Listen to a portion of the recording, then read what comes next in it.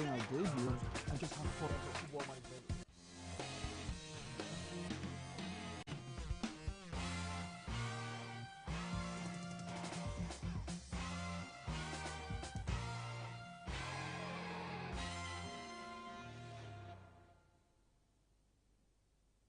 It's another exciting edition of Sports Extraordinary Weekend Edition here on Atlantic Television Network.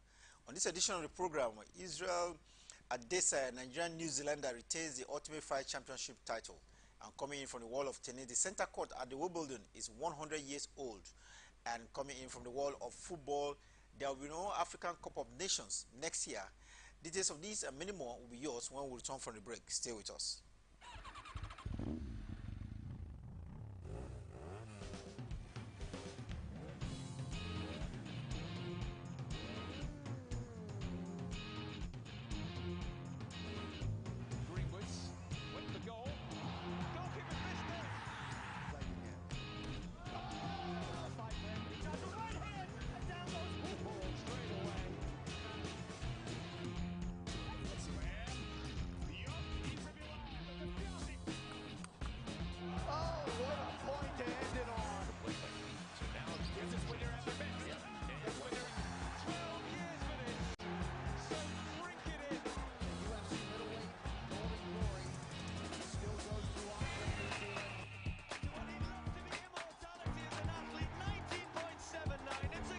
Playing our debut and just have fun as a football mindset.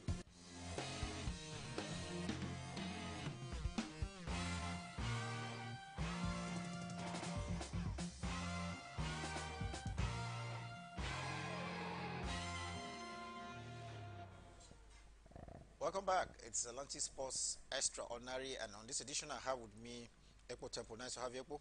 Always a delight to come talk sports on Sunday.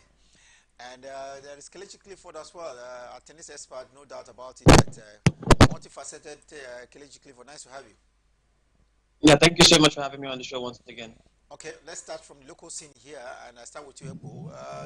Only 48 hours ago, it was the International Journalist Day across the world. And how did it go here in Nigeria?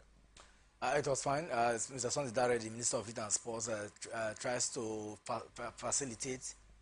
felicitate with the journalists here because he knows that, regardless of all that is happening, they have been outspoken.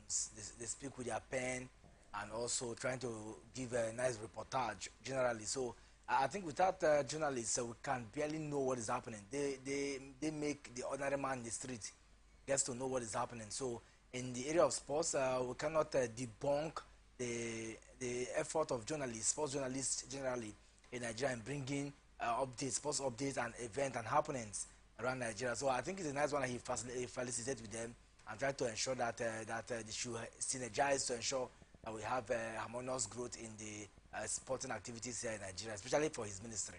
We're talking about Sports Journalist Day. It was across the world in the last 48 hours, and the theme for this year's celebration is securing a sustainable and peaceful future for all. You may not be a sports journalist, but the sports journalists, media organizations, and of course all those related to the sports industry have had to put this up since 1994. And Kelechi, as a sports journalist, you've done your bit. How has it been received across the world in the last few days?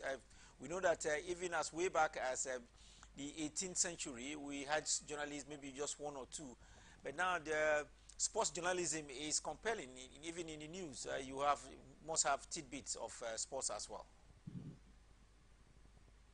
Definitely, it's one of those days that we appreciate the efforts of sports journalists, especially this part of the world.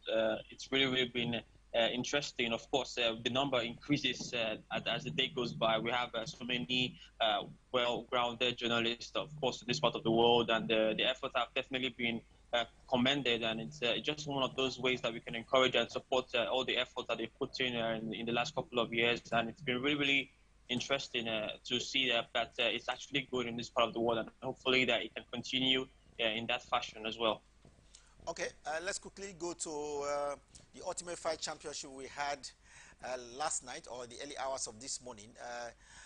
Ekpo, Israel Adesanya, of course, you know, he's a Nigerian, but now a New Zealander. You'd often call him the style bender. Was in action against Jared Cannonier, and it looks like it was easy. 49-46 in the very first referee's card. Then we had 49 uh, to 46 in the second judge's card, and then the third judge had 50 to 45 for Israel Adesanya against Jared at the Ultimate Fight Championship 276 at Las Vegas early hours of this morning. I think it's a well thought out. We saw the preparation prior to this particular fight. He did talked about, but he started preparing very early. He talked about this bout. Don't forget that the last time out, he lost and not a very rosy one for him. So it will be very disastrous for him to lose again against a certain man who truly want to get something from him. But I mean, we saw the way he prepared. He's known as a style bender. His manner of kickboxing is such that is unique to his personality, and I think he ended it on a very fine note. It would have been easier. It would have been difficult to win, you know, via technical knockout, but somehow he was able to drag the man till the last drop until they got that unanimous decision, 46-45, and the last one 50-45. So I think that for me it's a good one for him. He has already prepared to have a follow-up fight after now. But I think let's savour the victory. It's nice to see him. The last time out was not as rosy as we've seen now, but find that the man is back, and let's hope that this will continue. With this now, he has retained his middleweight title at Las Vegas. Well, 4 times we've seen Nigerian New Zealander Israel Adesanya, you know, defend his ultimate title middleweight crown in the UFC 276. This has been another successful defense after losing with the one you had against Jan Blachowicz. Kelechi, Israel Adesanya, how far can he go? We remember he was defeated by Robert Whittaker in February, but it looks like 4 times now he's been successful in defending his crown. I think he looks like someone that can actually last longer. He's been actually impressive so far. I think when it comes to retaining this particular title, he's actually been something that has been difficult to lose from his own perspective. And I think he looks like he's a focused kickboxer. And of course, there's a whole lot. I've been impressed about his run. I've been impressed about also some of the winning streaks he's had as well as a kickboxer. And I think he looks like someone who can actually, you know, stay in there for a long while. Well, no doubt about it. Israel Adesanya from Nigeria, now a New Zealander, his 4-time defense, successful defense of his title, and we hope he can continue to get through on it. Let's quickly now get to basketball. And the Tigers had to walk over their opponents from Mali yesterday, but in an action today against Uganda, they were successful. Kelechi, did you see that one, Nigeria versus Uganda at the FIBA World Cup qualifier ongoing in Kigali, Rwanda? Yeah, definitely. I think it was a much-needed win for the Nigerian side. Of course, winning that one, I think 92-71 or 91-72, but it was an impressive victory for the Nigerians. It was a much-needed victory. Of course, we need to qualify, and with the help that we got from Mali yesterday, it was important that we also get back to winning ways despite the defeat to Cape Verde. And I think the coach, I think Mike Brown, of course, he's actually talked to his team, and they really put up a fight this afternoon or so, and it's been really impressive the way they played and the way they carried it on from the get-go. And I think the Nigerians, they mean business this time around, and it looks like we can actually show signs that we can progress from and qualify for the next round. Well, Kelechi, still with you. Yesterday I had the media officer of Rivers Hoopers, Mrs. Mosef, on the show, and she talked about collaboration between the Nigerian Basketball Federation and FIBA aimed at ensuring that the Tigers return back to the World Cup, given the very poor state of finances of Mali. They've had to be worked out, and now they have been now, you know, suspended from international basketball. Yesterday they had suspension owing to being walked over by more than one game. Now they've been effectively walked over by 3 games, and of course FIBA had to apply sanction on or the Malian team. So it looks like there is some ray of hope from the discussion I had with her yesterday. Do you think this light, those ray of hope, will become brighter by the day? Oh yeah, I can see that happening because, of course, in the first place, Mali they were not supposed to be in the World Cup for the female side of basketball, but it was because of the internal issues we had as a country that made them to qualify. But with the fact that they've been actually punished recently because of the recent walkout that they've had, I think there's a chance that Nigeria can actually qualify in place of Mali, and I can really see that one happening, especially if the Nigerian Basketball Federation can actually, take it up and, of course, show that, of course, there are evidences that they can actually, after all, in the first place, we were actually the ones that were supposed to be in the World Cup. But, if they can actually follow the matter up, and, of course, with the suspension for Mali, I think there's a chance that Nigeria can actually topple Mali, for the next World Cup. Well, Epo, there's Mali's cash trap. They can't. They have their team there. We are told that the Malian basketball team is being owed for 20 months. They've not been paid, and the players have taken it out on I say the Malian Basketball Federation and the government of Mali, because they had to make themselves available in Kigali, but they refused to come out to the courts, and this looks to me some kind of embarrassment. Maybe we try to avoid, according to Mrs. Mosef yesterday. She said it looks like an African thing to owe players, but again, now that Mali has been trapped financially, do you think it will be easier for the Tigers to be returned back to their position, which they originally won, but because of that, as in my own words, senseless suspension by the sports ministry and, of course, the government of Nigeria, they had to be taken off the roster for the FIBA World Cup? I think the only way that we're going to get through this back to the FIBA World Cup is on compassionate ground. I do not think that based on merit we can go back there, because we already knew how FIBA intervened and begged the sports ministry to rescind their decision, and then they went for order to carry out. But I think that the good thing about this is that we have seen a lot of decisions, even in football, rescinded. Like, for example, we saw what happened between a Nigerian group when the starting Sartomi and Principal were brought back after they were taken away from the qualifier. So I think it's possible. The only thing I see is that yes, it's Mali on their own. They never made it easy because now that they're having financial challenges, they're plagued with financial challenges. It's going to be very difficult for FIBA to allow them. Knowing fully well, we saw what just played out 2 days ago. When the qualifier started. So I think it makes a whole lot of sense now for Team Nigeria, to go back to that play, because certainly if you are financially bankrupt, even in football, they call it administration, you are not, there's a certain level of preparation they expect from you.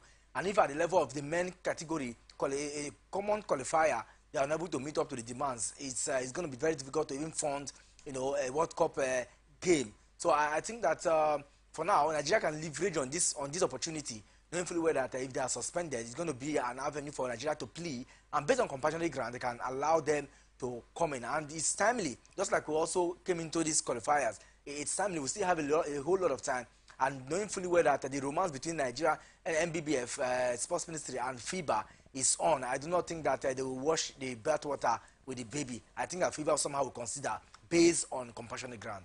Well, let's hope that FIBA will consider Nigeria and return the Tigers back to the FIBA World Cup coming up in Australia. We can't wait to see those girls have smiles on their face, having worked so hard, but were deprived by maladministration here in Nigeria. But they have a window from where they can bounce back to the courts in Australia. Well, we just hope that Musa Kida will pull the right strings. He's already in Kigali, and of course they have been having contacts with some FIBA officials as well, aim at seeing what can be done in the instance, because right now, if Mali cannot put up a team in Kigali, their chances are that they will not be ready to go into Australia in just a couple of months from now. So I think some ray of light in the tunnel there for the Tigers from Nigeria. We hope that light will become brighter and we'll see the girls in Australia. Time for us to take a break. When we return from the break, we'll go straight to England, where the All England Club Championship is ongoing. The what popularly called the Wimbledon, the third Grand Slam of the year. And I can tell you, the center court at Wimbledon is 100 years. Let's look at how the centenary was celebrated at Wimbledon. When we return from the break at the Southwest London. Stay with us.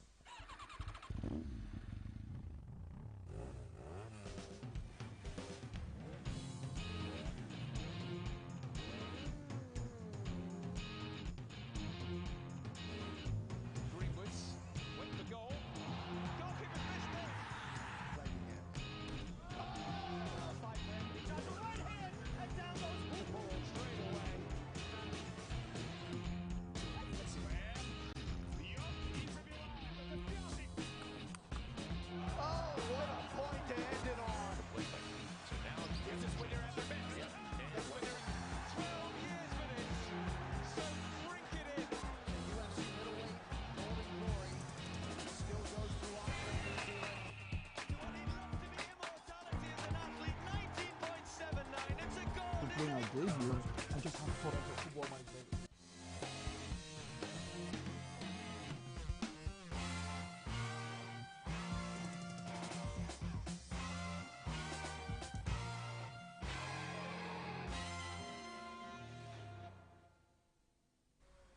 Welcome back. It's Atlantic Sports Extraordinary, and I can tell you it is getting very heated across the world, especially in tennis, where the Wimbledon Center Court is 100 years old today, and that centenary celebration was with some kind of pomp and pageantry. Kelechi, the 100 years of the Center Court, you know that the championship had to move to the present site where we have the Center Court, and that Center Court is it's an honor for you to play at the Center Court.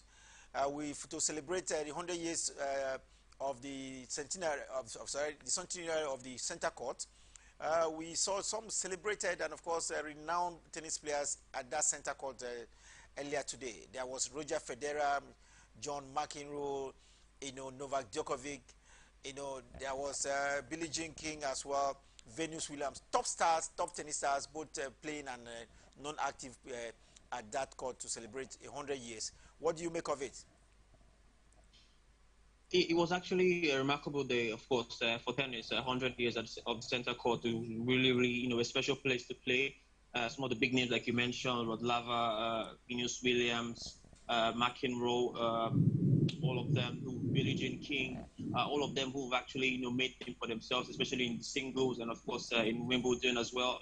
They actually were there to celebrate. It's actually, a remarkable day to celebrate, of course, with tennis. And of course, it was fun watching them. I saw some of the pictures of all of them actually posing. It was really fun to watch, and it's worth celebrating.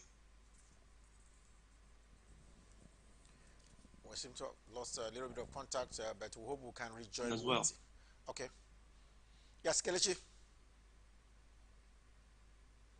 Yes, I'm back. Sorry, the call came in. So, like I was saying, it was really a remarkable day in tennis. And, of course, it was actually interesting to see all of the big names who have actually made name in tennis to be there present. Of course, it was actually one of those days where you would just, live the moment, because most of them have actually made history in tennis. And I really enjoyed watching the celebrations today.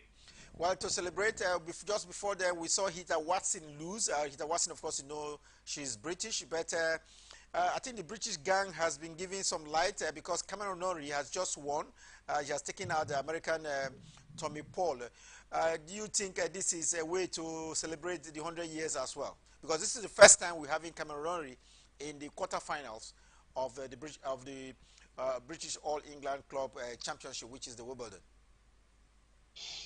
Yeah, there's a chance that Norrie can actually make history as well. I mean, getting into this stage of the competition is really a remarkable achievement for him. He's been really on fire so far. He didn't drop a set against Paul Tommy today, of course, even against Steve Johnson 2 days ago or so. And it's actually, an opportunity for him to also make name. I think in this particular episode of Wimbledon, I think we're going to have one new semi-finalist, either of Cameron Norrie, David Goffin, and of course Nakashima or whoever is going to face in. There's going to be a new semi-finalist, and for Cameron Norrie, he keeps on impressing, especially in front of his own crowd, and he looks like someone who can actually keep the faith of all the Britons because at this point in time, it looks like he might just be the only one left for the male category. And so I think he has a chance now to show himself that he can actually be maybe even the next Andy Murray in this particular competition.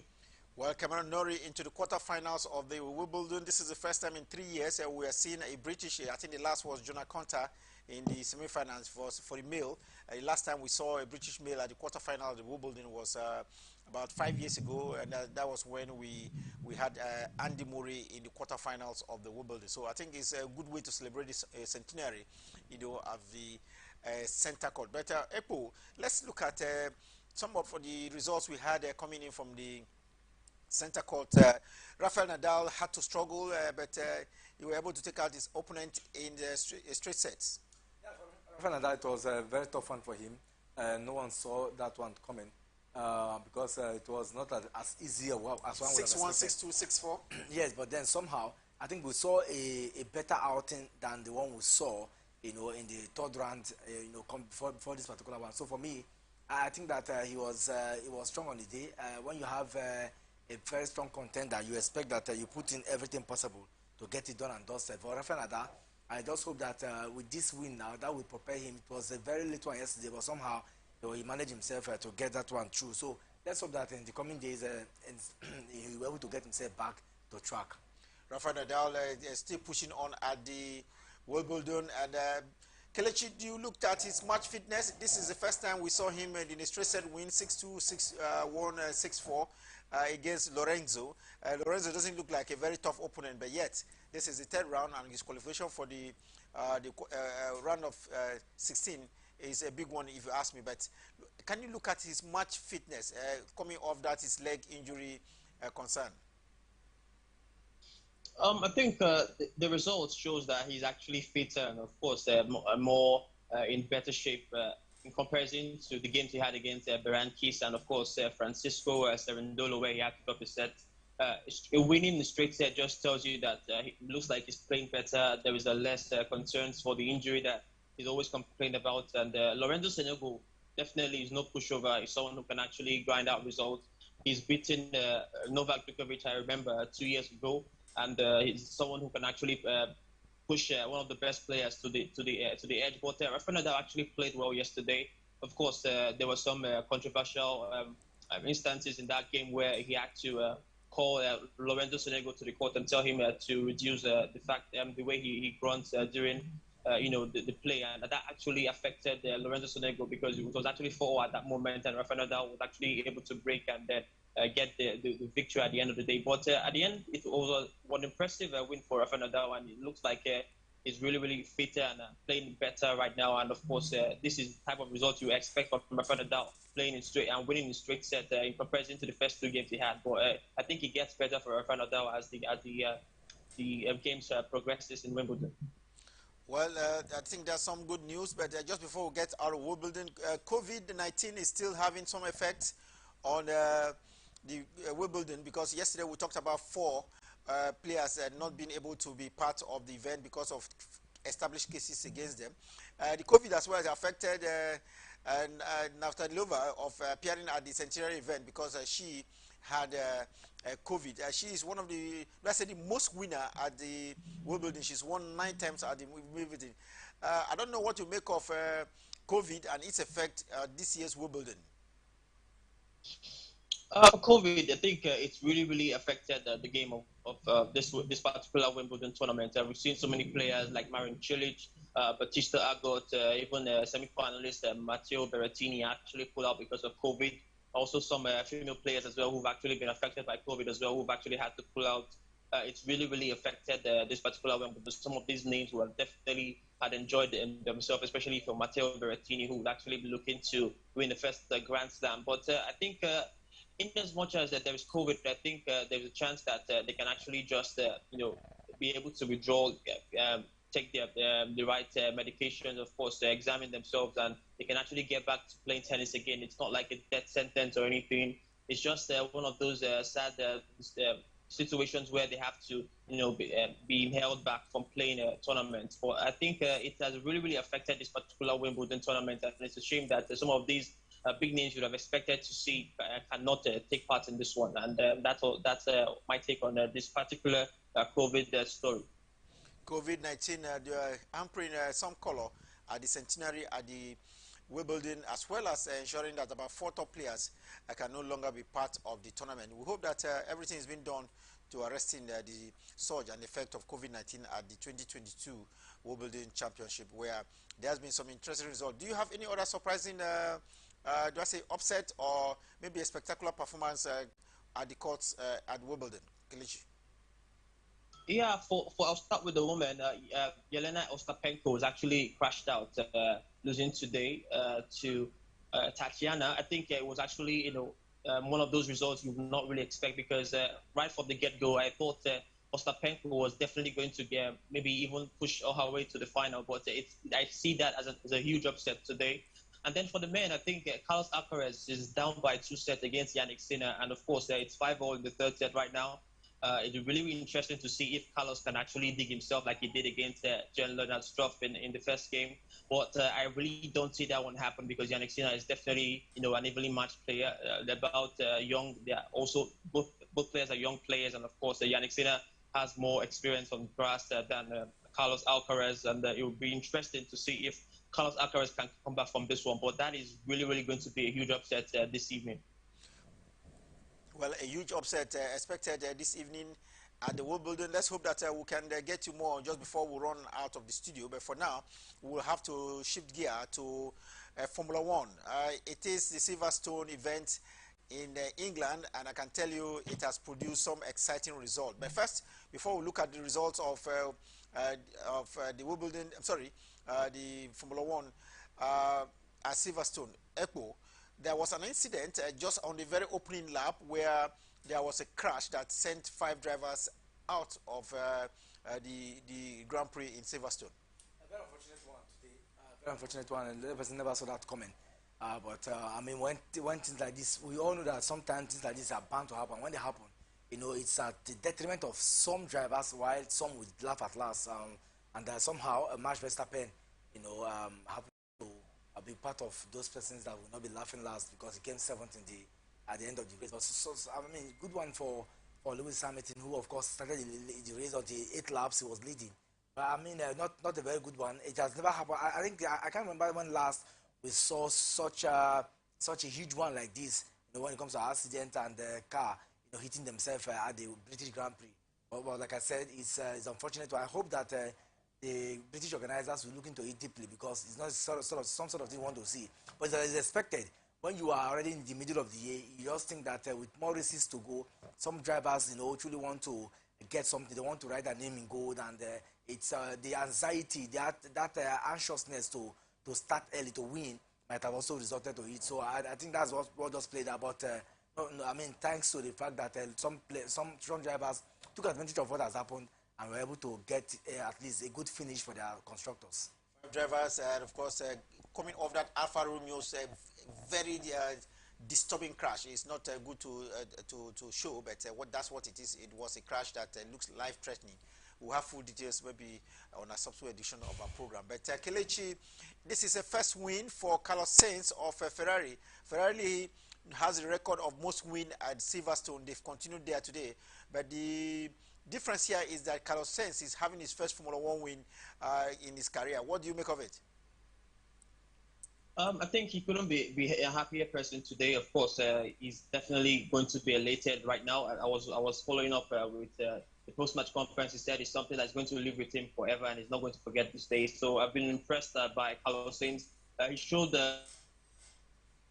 really impressive glimpses, especially in the qualifying and the practicing stage, that he can actually be one of those a good racer, of course, today. And he actually showed that. And of course, it was not a fluke that he actually started well during the practicing stage and definitely getting his first win. I think it looks like there's a sign that he can actually get even other wins, of course. And kudos to Ferrari as they continue to be impressive so far. And for Lewis Hamilton, it's a shame that despite starting well, despite leading, for the first 8 laps, he was not able to, finish the race at number 1. But Carlos Sainz definitely is going to be a happier person today, getting his first win. And I believe that there's more to come for him. More to come for Carlos Sainz of Ferrari. Like we mentioned, Ferrari has a history of most wins. This is their 17th win in the history of the Grand Prix in the Silverstone out there in England. For the second position, we had Sergio Perez, Checo, popularly called Checo, of Red Bull. He came second, and third place was, like Epo mentioned, was Lewis Hamilton, who came third.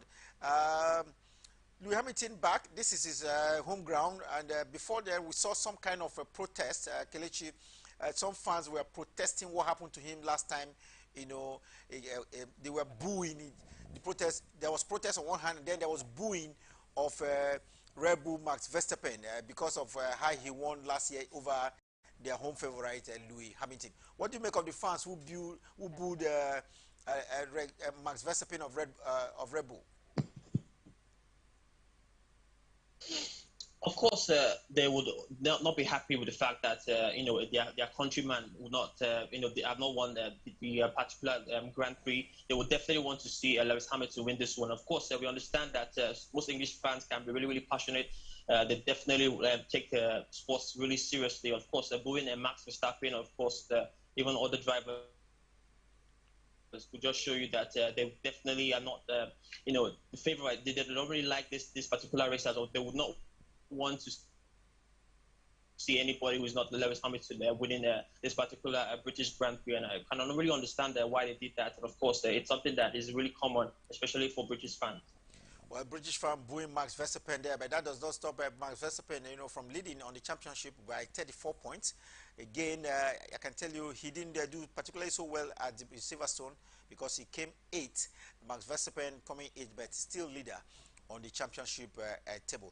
We'll take a short break now. When we return from the break, we'll bring you exciting football stories because there's quite a lot that has come from Confederation of African Football CAF in Morocco. When we return back from the break, we'll bring you more from the football world. Stay with us.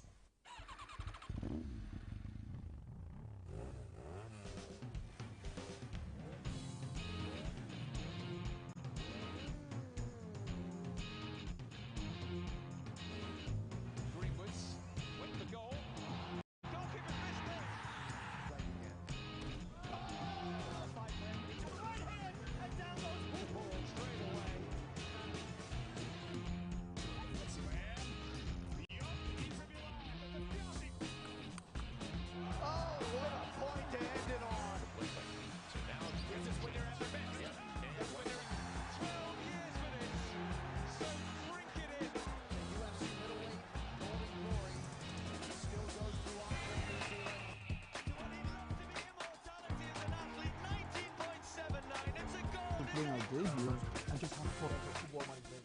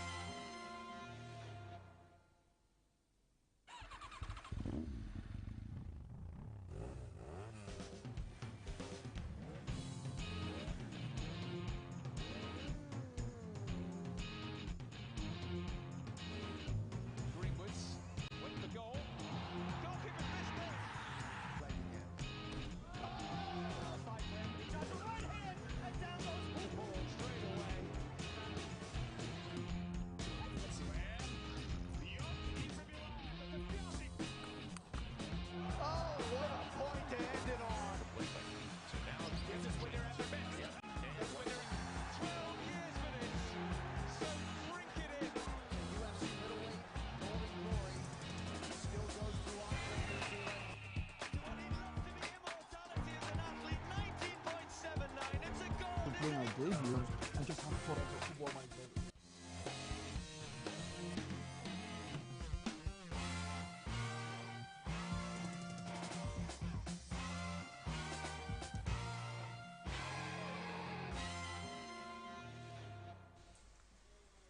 Welcome back. It's still Sports Extraordinary here on Atlantic Television Network, and we can bring you an update from what has happened at the Silverstone in Formula One. The driver involved in that crash, that opening lap crash, Alfa Romeo's Zeong Gyang-hu, has been reported to be uninjured. He's been attended to at the medical center, and surprisingly, he's been uninjured. So I think there's some good news coming in after that crash that involved multiple turning of the car of Alfa Romeo's Zeong Gyang-hu. He's reported to be uninjured and has been checked out properly at the medical center. So that's some good news from coming from the paramedics at Silverstone.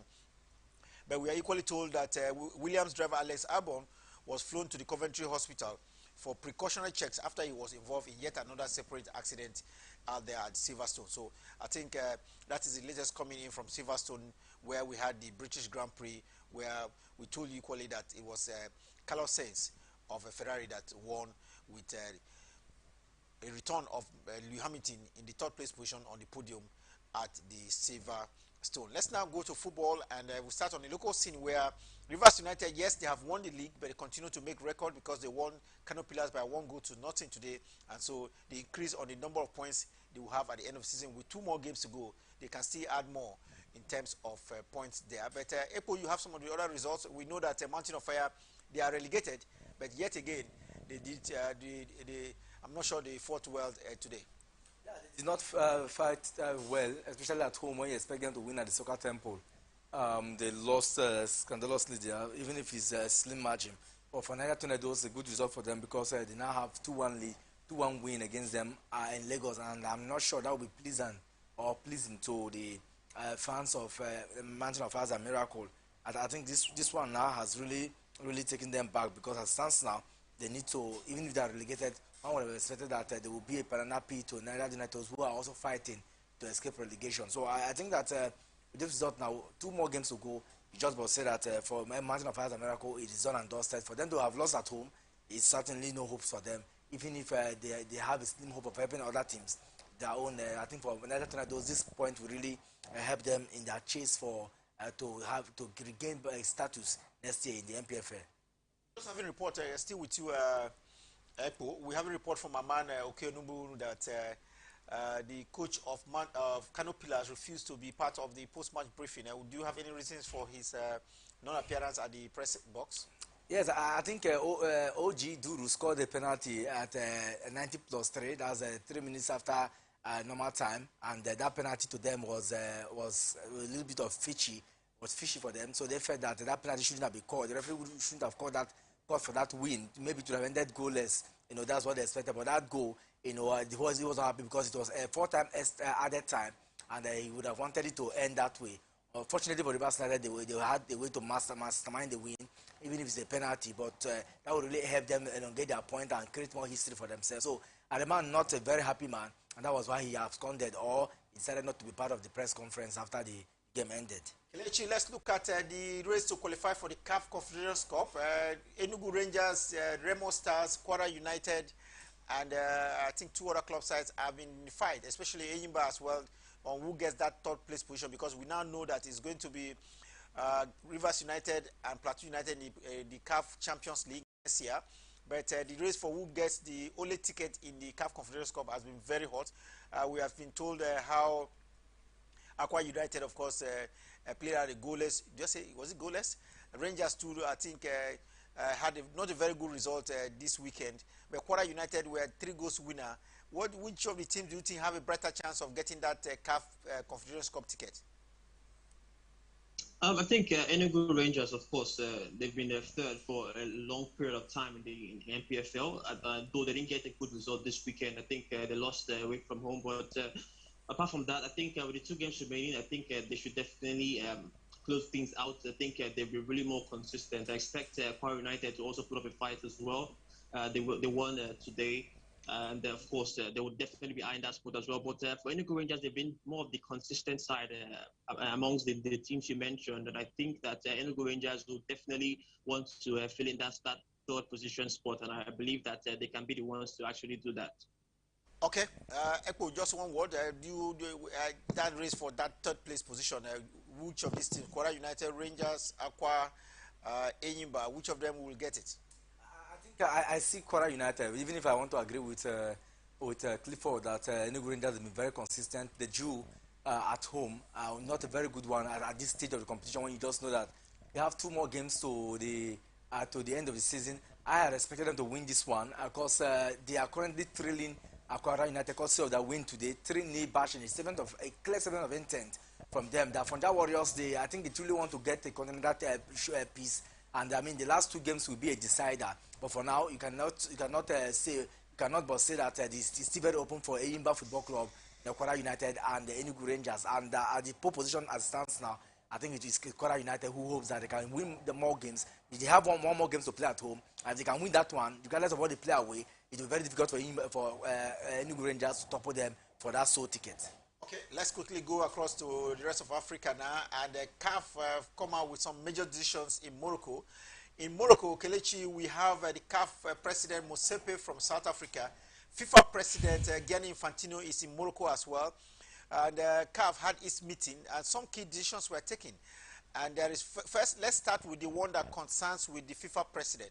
You're aware that the FIFA president Gianni Infantino has always asked for a super league both in Africa and of course there is in Europe as well. He's been having some difficulties in Europe, but it looks like it's all clear now, based by decisions reached in the CAF meeting, that there will be an African Super League next year. What do you make of this decision coming in from CAF of their meeting held in Morocco late hour of last night? Well, it's a welcome development.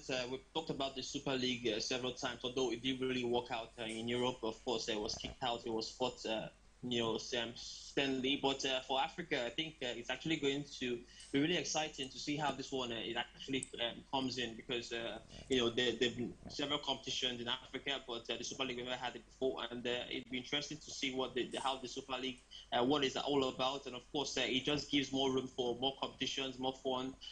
More funds definitely will be spent in here, and also won as well. And of course, there'll be more, something that we can actually look forward to as well.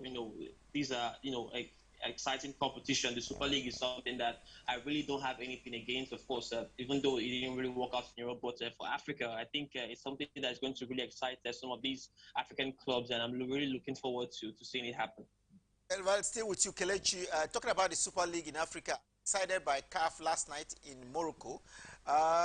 We are told 24 teams will partake in the very inaugural edition of the African Super League.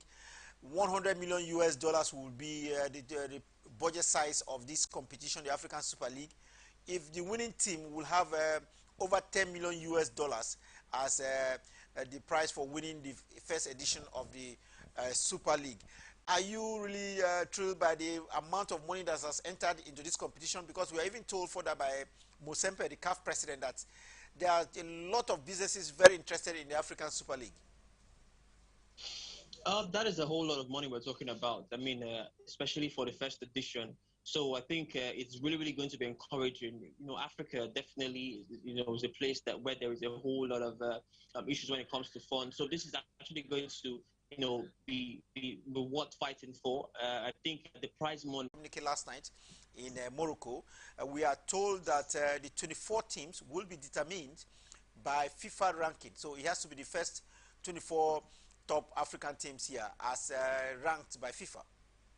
If it's so, that means we all know that the one-legged tie can actually be favorable to some teams. Of course, also the two-legged tie can actually be favorable to some teams, because you have an opportunity. If you don't get it right in the first leg, you can definitely get things right in the second leg. So whether or not it's best is a one-legged tie or a two-legged tie, I think they should actually plan towards it, and of course cope with the fact that this is football, and of course there are definitely going to be changes at once in a while in football.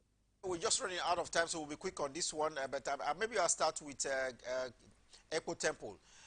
Apart from the African Super League and, of course, the CAF Champions League decisions that were taken, one crucial decision that was taken at that meeting was the fact that there will be no AFCON, no African Cup of Nations for male in the year 2023. What do you make of it? We are told that 2023 AFCON was going to take place in Cote d'Ivoire between June, July, but is now double sure that the weather conditions in the Ivory Coast at that time will not be good, and so CAF in their wisdom have moved it to another January to February encounter, but this time around not next year, but it will be in 2024. I think that it should just help the team. The qualification now will go without stress. a lot of preparations and knowing fully well that we're going to have a back-to-back. But don't forget You know, about the European season as well. This it was changed. It was taken out because of the European season, but we are going back again to what it was. Of course, generally, I think because Africa do have that peculiar way of doing things. This year we saw it's been played in January, February. So I think that the fact that, of course, teams will just have to adjust. We've been doing that over the years before we even started clamoring for the mid-year, time frame. So I think that that won't be a call for alarm. I'm just thinking about the national teams who will now adjust their calendar and also hope that maybe for the sake of the World Cup and all that, they will also out and get the qualification till next year. Well, Kelechi, what do you think? Return of the AFCON, African Cup of Nations, to January to February, away from June, July, as agreed with Cote d'Ivoire, meaning that there will be no African Cup of Nations next year.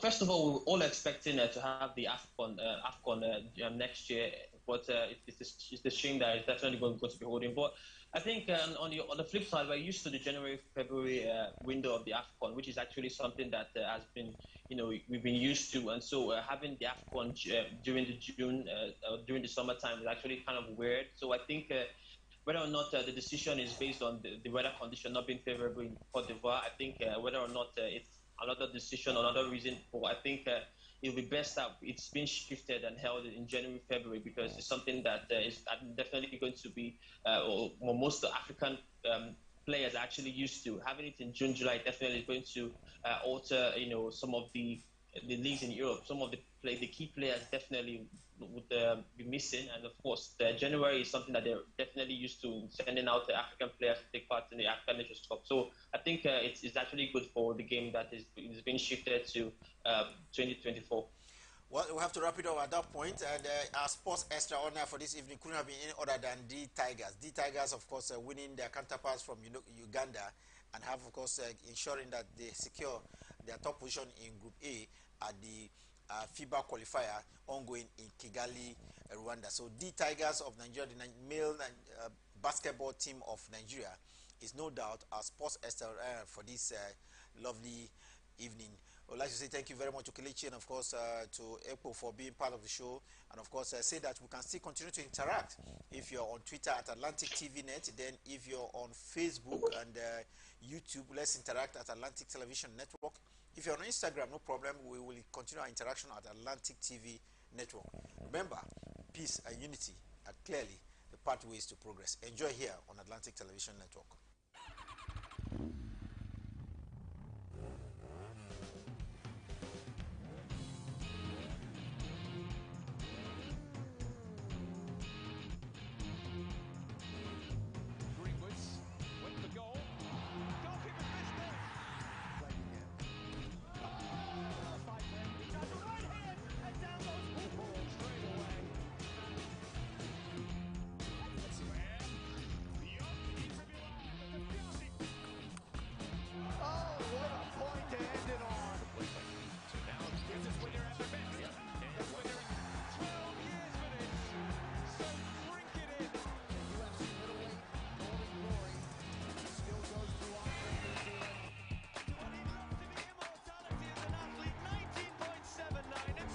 Playing our debut and just have fun at football manager.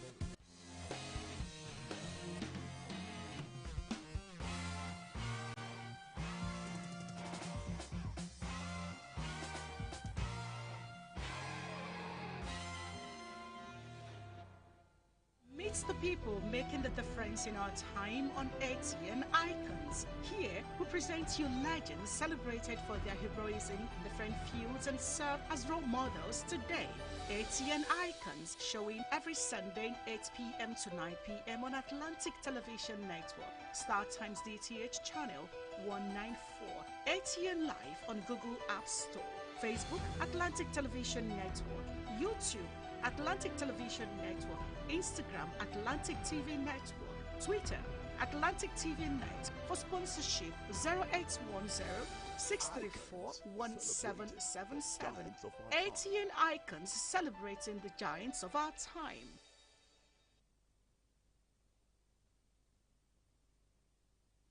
The people, the candidates, the party, the campaigns. What really makes an election year? Enough of the rhetorics. It's time for issue-based politics. 2023 elections. Who are the candidates? What do you know about them? Take a seat, relax, and join us for the 2023 elections on Atlantic Television Network, StarTimes, DTH, Channel 194, or ATN Live on Google Play Store and all our social media platforms. Twitter is at Atlantic TV Net. Facebook and YouTube is at Atlantic Television Network. On Instagram is at Atlantic TV Network. Elections 2023 from Mondays to Fridays at 8 p.m. Election 2023. We the people have a stake. From the line across the ocean to the land beyond the mountains, through the Sahara, we bring on-spot news, live analysis, expert discussions on trending stories in politics, business, socio-economy, sports, and documentaries. So catch all the updates on the happenings around the globe. Stay focused on the fact today, only on ATN.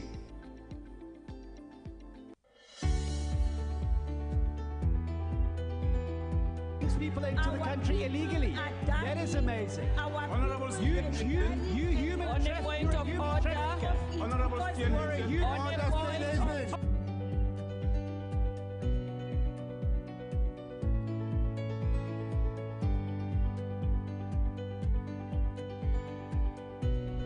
On them. They are not picking our calls. They made up their minds. No agreement with the EU, but